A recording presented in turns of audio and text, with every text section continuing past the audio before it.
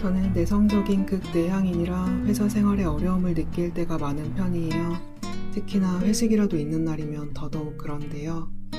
오늘은 얼마 전 있었던 단체 회식 날의 제 이야기를 들려드리려고 합니다. 제가 일하는 곳은 회식 자리가 꽤 많았었어요. 자율적으로 참석하라고는 하지만 빠지는 사람이 없었고 또 가서도 술을 마시지 않으면 눈치가 보이는 그런 분위기였는데요.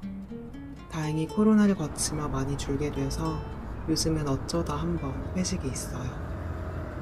물론 마음 맞는 사람들끼리 3, 4, 5 모여 술자리를 갖기는 하던데 저에게는 술 한잔 하자는 말을 선뜻 하시는 분이 없고 또 건강하다고 해도 퇴근 후에 만날 만큼의 사이는 아니라 저는 공식적인 자리 외에는 갈 일이 없었어요. 그래서 이번에 송년회 겸 오랜만에 단체 회식 자리에 가게 된 거예요. 회사 돈으로 맛있는 걸 먹는 날이어서 그런지 날짜를 정하고 메뉴를 고르는데 다들 적극적인 느낌이었고 회식날 당일에는 평소보다 빠르게 업무를 마무리하는 들뜬 분위기였어요.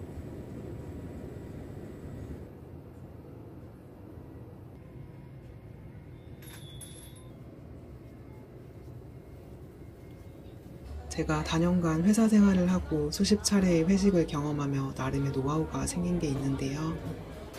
저 같은 성격의 사람에게는 자리 선점이 특히나 중요하더라고요. 아무데나 앉아도 편하게 시간 보낼 수 있는 사람이 아니기 때문에 가급적 모퉁이, 사이드 쪽으로 앉는 거예요. 제가 가운데 자리에 앉아서 말없이 조용히 있으면 저도 불편하고 또 옆 사람들도 재미없어 할 것 같으니 말이에요. 그래서 참석은 하지만 가급적 눈에 띄지 않고 말을 안 해도 크게 시선이 가지 않을 사이드에 그날도 앉고 싶었어요. 그래서 회식 장소에 남들보다 미리 도착을 해 있었고요. 다행히 긴 테이블의 가장 끝에 자리 잡았고 하나둘씩 사람들이 도착하며 시끌벅적한 회식이 시작되었어요. 음식이 세팅되고 술잔이 채워지며 대화가 활발해져 갔어요. 제 옆에는 얼마 전 새로운 분이 앉으셨는데 이 낯선 사람들과 함께하는 자리가 불편할 법도 한데 부동산이면 부동산, 주식이면 주식, 게임이면 게임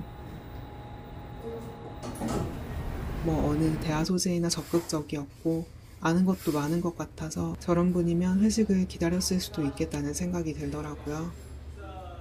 어쨌든 주도적으로 대화해 주시는 분들이 있어서 저는 그 틈에서 남들 웃을 때 웃고 놀랄 때 놀라는 적당한 리액션을 하며 자리를 지켰어요.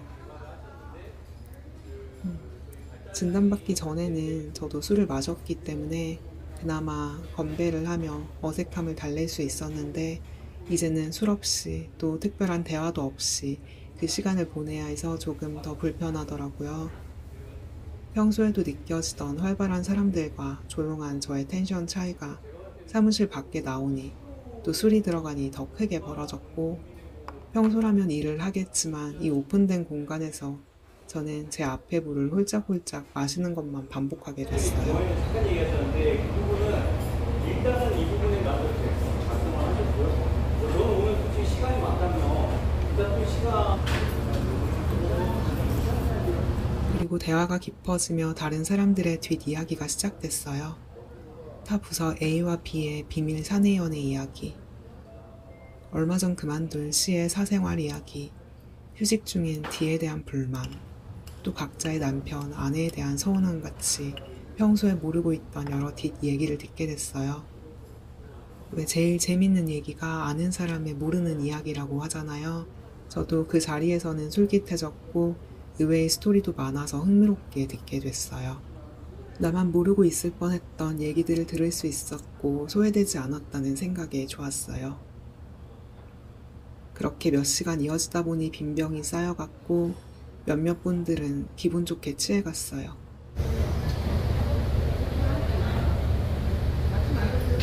비슷한 내용을 조사 정도 바꾸어가며 되풀이하는 분의 목소리가 유독 커지며 시간을 확인하는 사람들이 하나둘씩 늘어가면서 슬슬 마무리가 되었어요.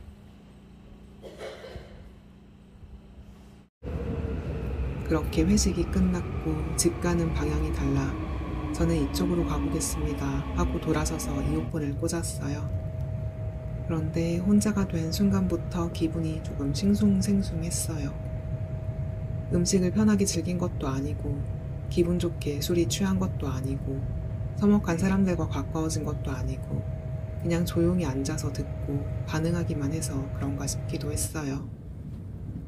그리고 집에 도착하니 10시가 다 되어가는데 씻고 자려고 누워도 어수선한 마음이 가시질 않았어요.